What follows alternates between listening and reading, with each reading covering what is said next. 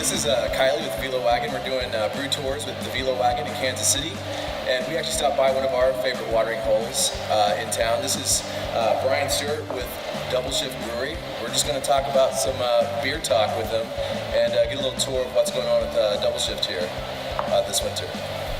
All right, Brian, thanks for having us. So yeah, man, tell me a little bit about how you got into brewing beer. I started off about 8-9 years ago home brewing, and just basically started following that.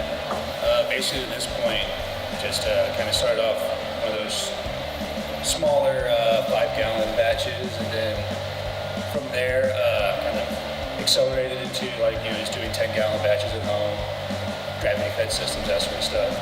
And then from there, just met with Aaron right before it opened, and he took me on, and that's how I ended up here.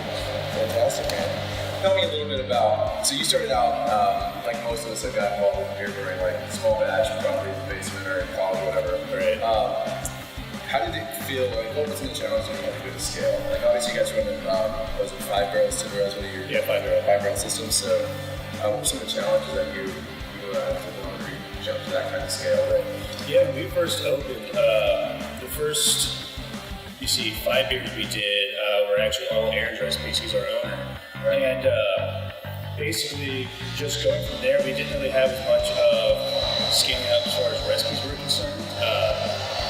The biggest thing was just all of the bits and pieces of the brewing process, going from the one thing that's free of bottled water to just hop utilization and that sort of stuff. So the biggest hurdle as far as recipe changes were basically just fine-tuning those larger percentages, making sure we're not overwhelming ourselves with too much roasted barley or throwing in too much as a bittering addition or something like that. So that was probably the biggest one, is fine-tuning all those smaller details. And then from there, honestly, it's just been the more intimate you become with that system, the more you understand how it's going to respond and how certain ingredients and how they're going to take. That's part about brewing here in Kansas City and brewing here Double Shift in general. Specifically Double Shift, the creativity of the smaller batches that we can do.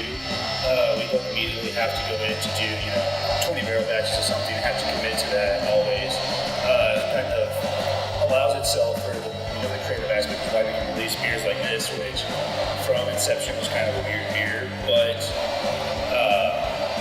you can kind of take a little more risks with that. And then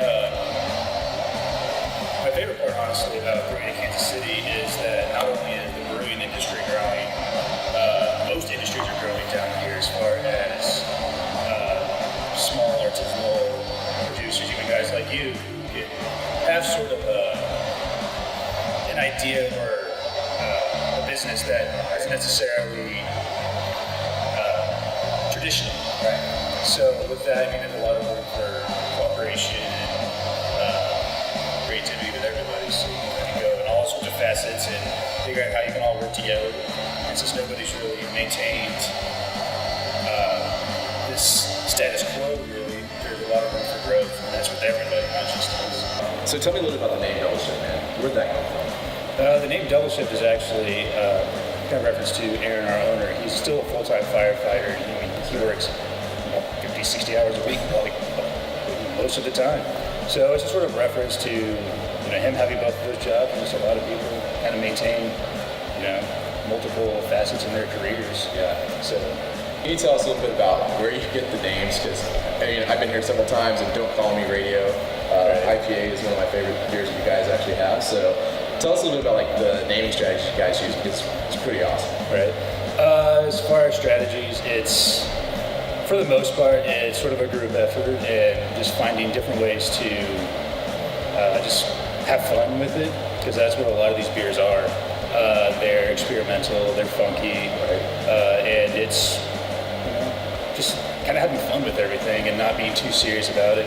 Yeah, we could definitely fall into a traditional aspect of beer making and brewing and even naming conventions, but it's kind of meeting that balance and making things interesting to people, even though that's one of the things I strive for personally, is approachability and but also being creative with it.